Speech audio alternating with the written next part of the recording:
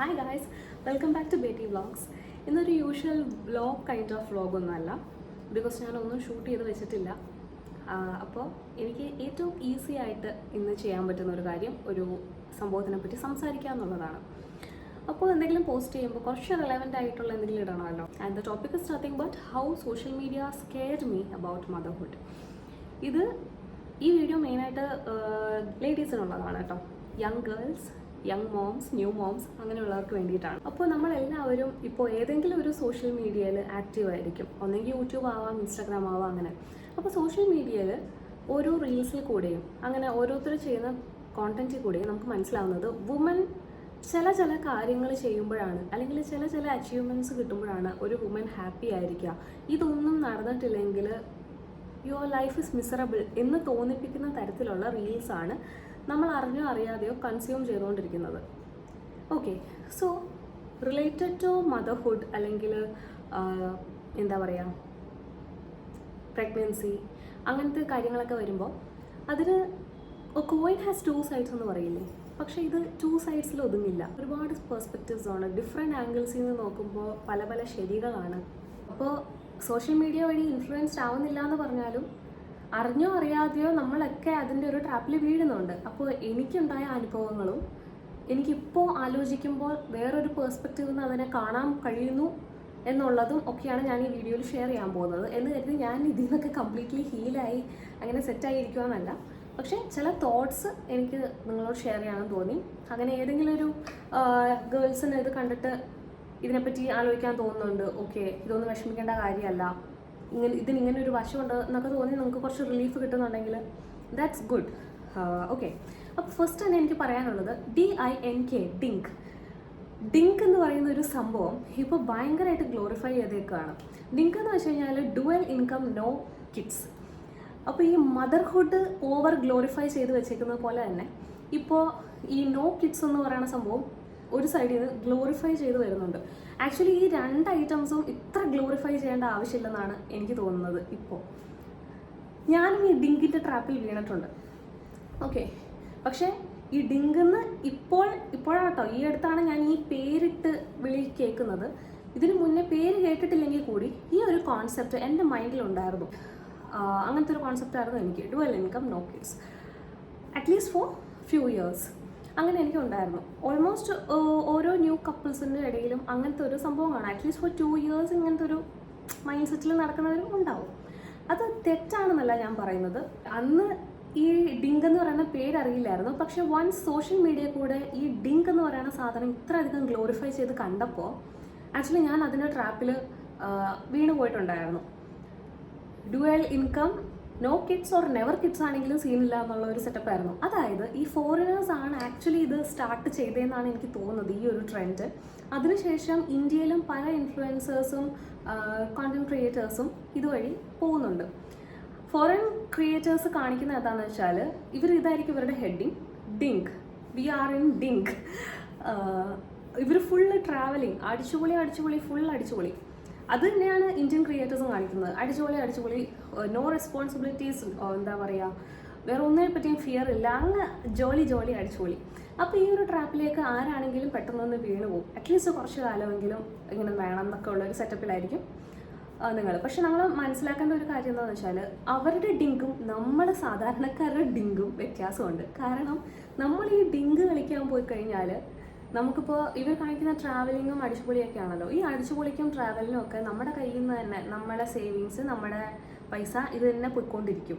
പക്ഷെ അവരുടെ ഡിങ്ക് അങ്ങനെയല്ല. ഇവർക്ക് ഈ ട്രാവൽ ഡെസ്റ്റിനേഷനിലേക്ക് പോകാനും അവിടുത്തെ ഹോട്ടൽ സ്റ്റേ റിവ്യൂ ചെയ്യാനും അങ്ങനെ ഒക്കെ സ്പോൺസേഴ്സ് ഉണ്ടാവും മിക്കവർക്കും. ഞാൻ കണ്ടിട്ടുള്ള ഡിങ്കുകളിലൊക്കെ എനിക്കിതാണ് പിന്നീട് മനസ്സിലാക്കാൻ കഴിഞ്ഞത്. ഇവർക്കൊക്കെ ഇവരുണ്ടാക്കുന്ന പൈസയ്ക്ക് പോകുന്നതല്ല. റീൽസൊക്കെ കാണുമ്പോൾ എനിക്ക് തോന്നുന്നു ഒരു യങ് ജനറേഷൻ അങ്ങനത്തെ അങ്ങനെ ഒരു സൈഡ് ഉണ്ട് എന്നുള്ളത് മനസ്സിലാക്കുന്നില്ല. നമ്മൾ ഈ റീൽസ് കാണുന്ന എല്ലാവരും ഇൻഫ്ലുവൻസേഴ്സ് അല്ല, ആരും നമുക്ക് ഇങ്ങോട്ട് സ്പോൺസർ ചെയ്തൊന്നും ചെയ്യാനും പോകുന്നില്ല. ബട്ട് സ്റ്റിൽ ഒരു യങ് ജനറേഷൻ ഇതിൽ പെടുന്നുണ്ട്. അപ്പം ഞാൻ അങ്ങനെയൊക്കെയാണ് വിചാരിച്ചുകൊണ്ടിരുന്നത്. ഞാൻ ഈ ഡിങ്കിൻ്റെ റീൽസൊക്കെ സേവ് ചെയ്ത് വെക്കായിരുന്നു. Because after 5-6 years again your ചൊറിയൽ relatives ask you not planning for kids, babies എന്നൊക്കെ ചോദിക്കുമ്പോൾ എടുത്ത് സ്റ്റാറ്റസ് ഇടാൻ വേണ്ടിയിട്ടൊക്കെ ഞാൻ അങ്ങനെ ചെയ്ത് വെച്ചിട്ടുണ്ടായിരുന്നു. പക്ഷേ പിന്നീട് പ്രഗ്നൻ്റ് ആയപ്പോൾ എൻ്റെ ഡിങ്കൊക്കെ ഡുങ്കായിപ്പോയി. അപ്പോൾ എൻ്റെയും ചില ഫ്രണ്ട്സും കാര്യങ്ങളൊക്കെ ഇതുപോലത്തെ സ്റ്റാറ്റസ് ഷെയർ ചെയ്യുന്നതും പോസ്റ്റുകൾ ലൈക്ക് അടിച്ചിട്ടൊക്കെ ഞാൻ കണ്ടിട്ടുണ്ട്. സോ ദാറ്റ് മീൻസ് എന്താ, അവരൊക്കെ പയ്യെ ഒരു യങ് ജനറേഷൻ എന്തായാലും ഈ ഒരു ഡിങ്കിലേക്ക് ഒരുപാട് എന്തോ ഭയങ്കര സംഭവമാണെന്നുള്ള ഇതിൽ വീണിട്ടുണ്ട്. ഓക്കെ, ഇനി നിങ്ങൾക്ക് ഈ സൈഡൊക്കെ ഇതിൻ്റെ അറിയാം, അതൊന്നും സീനില്ല, DINK is the best option എന്ന് പറയുകയാണെങ്കിൽ ഗോ ഫോർ ഇറ്റ്, നല്ല കാര്യമാണ്. പിന്നെ ഒരു കൂട്ടം റീൽസ് കാണിക്കുന്നത് എന്താണെന്ന് വെച്ചാൽ മദർഹുഡ് നിങ്ങളല്ലാതാക്കും, നിങ്ങളുടെ ഒരുപാട് എക്സോസ്റ്റഡ് ആക്കും, ടയേർഡ് ആക്കും, എന്താണ്, you will loose your self, അങ്ങനത്തെ റീൽസുകളാണ് കാണുന്നത്. അപ്പോൾ ഇത് കാണുമ്പോൾ തന്നെ ഞാനടക്കം ഉള്ള ഒരുപാട് പേര് വിചാരിക്കുന്നത് no, we are not for this, we have dreams, we have ambitions, we have this and that എന്നൊക്കെ പറഞ്ഞിട്ട് ഭയങ്കര ഇതാക്കും. പക്ഷേ റിയൽ ലൈഫിലേക്ക് വരുമ്പോൾ provided you have a good partner and some family support, നമുക്ക് ഇത്ര പ്രശ്നമായിട്ടൊന്നും തോന്നില്ല ആക്ച്വലി. ഇത് ഞാൻ എൻ്റെ ഒരു എക്സ്പീരിയൻസിൽ നിന്ന് പറയുന്നതാണ്. ഓരോരുത്തർക്കും ഡിഫറെൻറ്റ് ബേബീസാണ്, ഡിഫറെൻറ്റ് സ്വഭാവമുള്ള ബേബീസാണ്, ഡിഫറെൻറ്റ് സിറ്റുവേഷൻസ് ആണ്. അപ്പോൾ അതിൽ ഡിഫറൻസ് വരും. എനിക്ക് വന്ന ചില തോട്ട്സിലുള്ള മാറ്റങ്ങൾ ഞാൻ പറഞ്ഞതാണ് കേട്ടോ. അപ്പോൾ അത്ര ഡ്രാസ്റ്റിംഗ് അല്ലല്ലോ, അത്ര എക്സോസ്റ്റിംഗ് അല്ലല്ലോ, ഞാൻ വിചാരിച്ച അത്ര പ്രശ്നമില്ലല്ലോ, അങ്ങനെയൊക്കെ നമുക്ക് ഇടയ്ക്ക് തോന്നും. ഇത് ഇപ്പോൾ അധികം ആയിട്ടില്ല എനിക്ക് ഒന്നാമത് ഒരുപാട് പറയാൻ വേണ്ടിയിട്ട്. എന്നാലും ഒരു 6 months ഇടയിൽ എനിക്ക് തോന്നി തുടങ്ങിയ ചില കാര്യങ്ങൾ ഞാൻ പറയുകയാണ്. ആൻഡ് പിന്നെ കാണിക്കുന്നത് നമ്മുടെ ബോഡി മാറി, നമ്മുടെ എന്താ ഐഡൻറ്റിറ്റി പോയി, അത് പോയി ഇത് പോയി എന്നൊക്കെ പറഞ്ഞിട്ട് വേറെ കുറേ റീൽസ്. ഇതൊക്കെ കാണുമ്പോൾ actually it was fearing for me. നമുക്ക് ഐഡൻറ്റിറ്റി ഇല്ല പോലും, നമുക്ക് ജോലിയില്ല, അതാണ് നമ്മുടെ ഐഡൻറ്റിറ്റി കുറവ്. നമ്മൾ ആരുടെയൊക്കെ അമ്മ എന്നറിയപ്പെടുന്നു, ആരുടെയൊക്കെയോ വൈഫ് എന്നറിയപ്പെടുന്നു, ഡോക്ടർ എന്നറിയപ്പെടുന്നു, അതൊക്കെ ഒരു ഐഡൻറ്റിറ്റി കുറവാണ് പോലും. നിങ്ങളല്ലാതാവും എന്നൊക്കെ പറഞ്ഞിട്ട് next set of scary reels. അപ്പോൾ ഇങ്ങനെ റീൽസ് ഇടുന്നവരുടെ ഒരു ഉദ്ദേശം എന്ന് പറഞ്ഞാൽ, റീച്ച് അല്ലാതെ വേറൊരു ഉദ്ദേശം എന്ന് പറഞ്ഞാൽ, ഒരുപാട് പേര് ഒരു പോസ്റ്റ്മോർട്ടം ഫേസിലൂടെയോ അല്ലെങ്കിൽ അൺഎക്സ്പെക്റ്റഡ് പ്രഗ്നൻസിയിലൂടെയൊക്കെ പോകുമ്പോൾ ഇങ്ങനെയൊക്കെ പല ചിന്തയിലൂടെ പോകുന്നവരുണ്ടാവും. അപ്പോൾ അവർക്ക് ഇത് കാണുമ്പോൾ okay, I'm not alone, ഞാൻ ഒറ്റയ്ക്കല്ല, വേറെ ഒരുപാട് പേര് ഇങ്ങനെ ഉണ്ട്, okay this is a phase of my life എന്ന് തോന്നാൻ കൂടി വേണ്ടിയിട്ടായിരിക്കും. പക്ഷേ അറ്റ് ദ സെയിം ടൈം വേറൊരു കൂട്ടം ആൾക്കാരെ നിങ്ങൾ പേടിപ്പിച്ചുകൊണ്ടിരിക്കുകയാണ് ഒരാവശ്യമില്ലാതെ. എന്നാൽ ഓരോരുത്തരുടെ ലൈഫും ലൈഫ് സ്റ്റൈലും ഒക്കെ ഡിഫറെൻ്റ് ആണ്. അവർക്ക് ചിലപ്പോൾ മാനേജ് ചെയ്ത് പോകാൻ പറ്റുന്ന കാര്യമായിരിക്കും. പക്ഷെ ഒരു അൺവാണ്ടഡ് വെറിയും ചില കാര്യങ്ങളെ മുൻവിധിയോടുകൂടെ നമ്മൾ കണ്ട് അകറ്റി നിർത്തുന്ന ഒരു സംഭവമായിട്ടാണ് എനിക്ക് തോന്നിയത് പിന്നീട്. ആൻഡ് ബോഡിയുടെ കാര്യം പറഞ്ഞാൽ, നമുക്ക് ബോഡി ഒരു പോയിന്റ് കഴിഞ്ഞ് ഒരു 3 or 6 months കഴിയുമ്പോൾ നമ്മുടെ ബോഡി മാറിയിട്ടുണ്ടെങ്കിൽ നമുക്ക് ഒരു ലിമിറ്റ്, ഒരു എക്സ്റ്റെൻറ്റ് വരെ നമുക്ക് അത് റെഡിയാക്കി എടുക്കാൻ പറ്റും. അപ്പോൾ വെയിറ്റ് ഗെയിൻ ആണെങ്കിൽ അത് ലോസ് ആക്കാൻ പറ്റും, വെയിറ്റ് ലോസ് ആണെങ്കിൽ ഇതാക്കാൻ പറ്റും. അതുപോലെ ഹെയർ ഫോളൊക്കെ പ്രോപ്പറായിട്ട് ഫുഡും കാര്യങ്ങളൊക്കെ സെറ്റാക്കിയാൽ ഇതൊക്കെ പയ്യെ ഗ്രാജുവലി നമുക്ക് ബിൽഡ് ചെയ്യാം. പിന്നെ സ്ട്രെച്ച് മാർക്സ് ഒക്കെ ഒരുപാട് വന്നു പോയവരോട് എന്താ പറയുക, അതങ്ങ് അക്സെപ്റ്റ് ഇറ്റ്. നമ്മളൊരു ബ്യൂട്ടിഫുൾ പ്രോസസ്സിൻ്റെ ഭാഗമായിട്ട് വന്നതാണ് എന്ന് കരുതുക. അല്ലാതെ സോഷ്യൽ മീഡിയയിൽ ഇത് വലിയ സംഭവമായിട്ടാണ് കാണിക്കുന്നത്. യു ചേഞ്ച് കംപ്ലീറ്റ്ലി, നമ്മുടെ ബോഡി സഫേർഡ് എന്നൊക്കെ പറഞ്ഞിട്ട് ട്രൂ ആണ്, പക്ഷെ ഇറ്റ്സ് ഫോർ സംതിങ് ബ്യൂട്ടിഫുൾ. അപ്പോൾ അതൊന്നും അത്ര ടു ഹെഡ് എടുക്കേണ്ട ആവശ്യമില്ല. പിന്നെ പറയുന്നത്, മദർ ആയിക്കഴിഞ്ഞാൽ കുളിക്കാൻ പറ്റില്ല, ഇരിക്കാൻ പറ്റില്ല, നമ്മുടെ മീ ടൈം കിട്ടില്ല, പിന്നെ എന്താ ഒരുങ്ങാനും എടുക്കാനും ഒന്നും പറ്റില്ല എന്തെങ്കിലും ഫങ്ഷനൊക്കെ പോകുമ്പോൾ.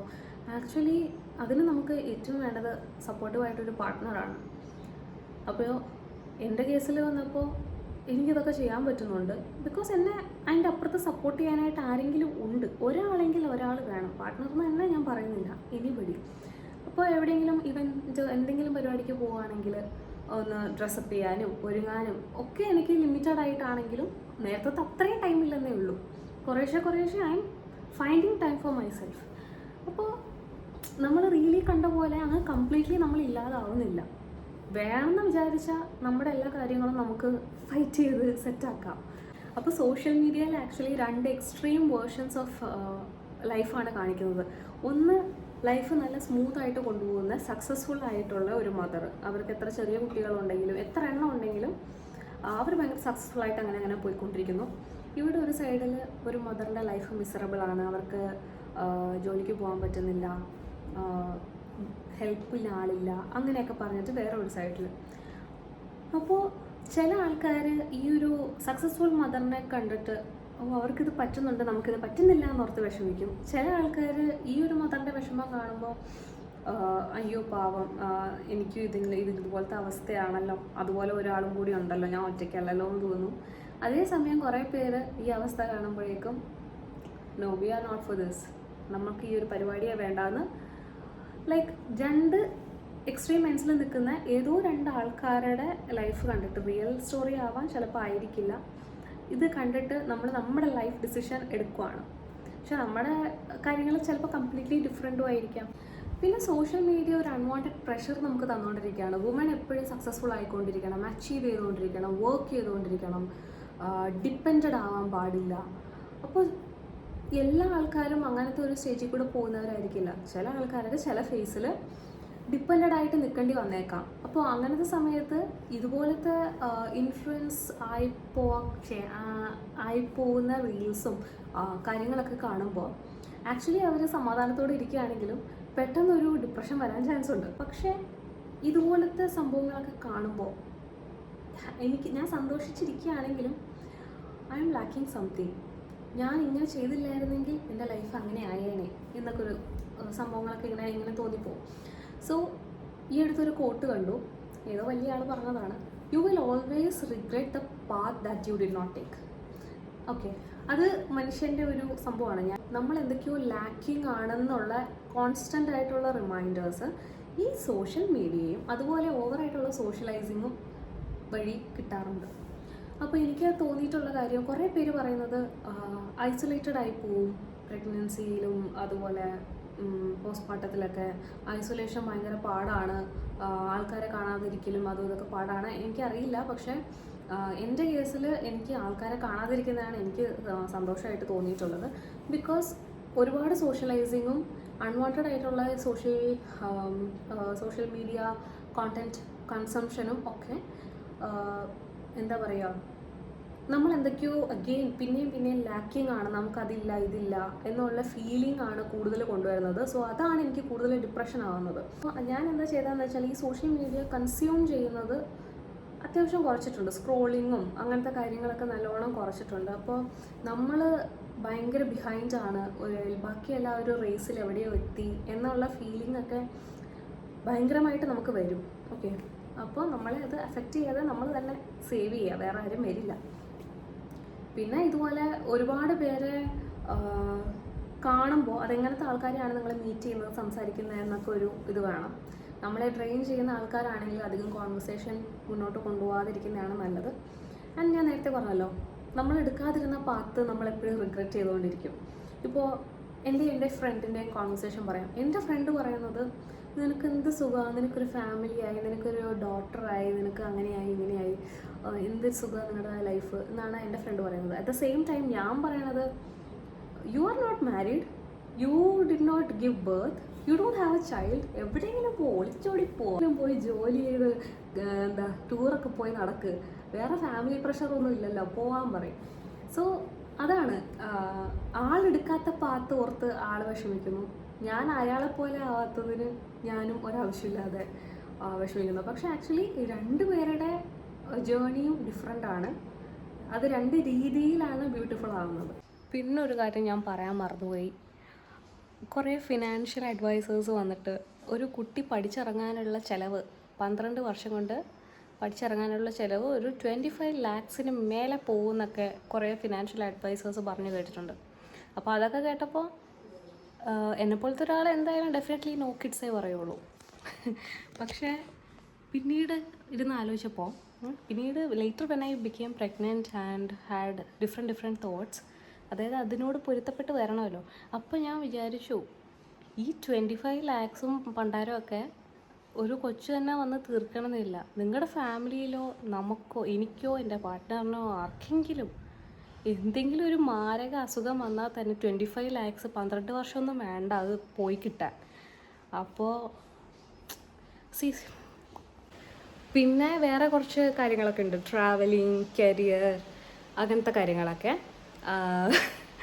അപ്പോൾ അതൊക്കെ ഇനി അടുത്തൊരു ചിറ്റ് വ്ളോഗിലാവാം. അപ്പോൾ സായു കരഞ്ഞു തുടങ്ങിയെന്ന് തോന്നുന്നു. ഞാൻ ഈ വീഡിയോ വൈൻഡപ്പ് ചെയ്യാണ്. ആക്ച്വലി ഞാൻ പ്രിപ്പയർഡ് ആയിരുന്നില്ല, ഇതൊക്കെ അങ്ങനെ എടുത്തെടുത്ത് പോവുമായിരുന്നു. അപ്പോൾ ഫൈനലി എനിക്ക് ഇത്രേ പറയാനുള്ളൂ. സോഷ്യൽ മീഡിയ അൺവാണ്ടഡ് ആയിട്ട് മദർഹുഡിനെ സ്കെയറി ആക്കുന്നുണ്ട് ബാക്കിയുള്ള ആൾക്കാരുടെ ഇടയിൽ. അപ്പോൾ നമ്മൾ കൺസ്യൂം ചെയ്യുന്നത് എന്താണെന്ന് നമുക്കൊരു തിരിച്ചറിവ് വേണം. എനിക്കത് വന്നപ്പോൾ ഒരുപാട് ലേറ്റായി. അതായത് നമ്മൾ കൺസ്യൂം ചെയ്തതിൻ്റെ ബാക്ക് സൈഡിൽ ഒരുപാട് വേറെ കാര്യങ്ങളുണ്ട്. നമ്മുടെ ലൈഫ് ഡിഫറെൻ്റ് ആണ്, നമ്മളിരിക്കുന്ന സിറ്റുവേഷൻ ഡിഫറെൻ്റ് ആണ് എന്നൊക്കെ മനസ്സിലാക്കുമ്പോൾ കുറച്ചും കൂടി പീസ്ഫുൾ ആവും കാര്യങ്ങൾ. പിന്നെന്താ, നമ്മൾ ചിലപ്പോൾ ആക്ച്വലി സന്തോഷിച്ചിട്ടായിരിക്കും ഇരിക്കുന്നത്. നിങ്ങൾ ഓരോരുത്തരും ആക്ച്വലി നിങ്ങളുടെ ഒരു സിറ്റുവേഷനിൽ അല്ലെങ്കിൽ ഇപ്പോൾ ഉള്ളത് വെച്ച് തൃപ്തിപ്പെട്ടോ സന്തോഷിച്ചൊക്കെ ആയിരിക്കും ഇരിക്കുന്നത്. നമുക്ക് പ്രശ്നം വരുന്നത് ബാക്കി 4 പേരെ കാണുമ്പോൾ അവരെന്തെങ്കിലും 10 ചോദിക്കും. അന്നേരം അപ്പോഴാണ് നമുക്ക് പ്രശ്നം വരുന്നത്. ഒന്ന് ആലോചിച്ച് നോക്കൂ. വേറെ ആൾക്കാരിങ്ങനെ അവരുടെ ക്വസ്റ്റ്യൻസും അല്ലെങ്കിൽ ഇതുപോലെ എന്തെങ്കിലും സോഷ്യൽ മീഡിയയിൽ ഓരോന്നൊക്കെ കാണുമ്പോഴൊക്കെ ആയിരിക്കും ഡിപ്രഷൻ വരുന്നത്. ഇത് രണ്ടും ഒഴിവാക്കൂ, എല്ലാ ഡിപ്രഷനും കുറച്ചൊക്കെ മാറും. അപ്പോൾ ഞാൻ ഇത്ര കൂളായിട്ട് പറയുന്നത് വെച്ചാൽ ഞാൻ എൻ്റെ പോസ്റ്റ്മോർട്ടമൊക്കെ അടിച്ച് പൊളിച്ച് അഖിൽമാരാർ പറഞ്ഞ പോലെ അരിയൊക്കെ കുത്തി ഇങ്ങനെ നടക്കുമെന്നല്ല.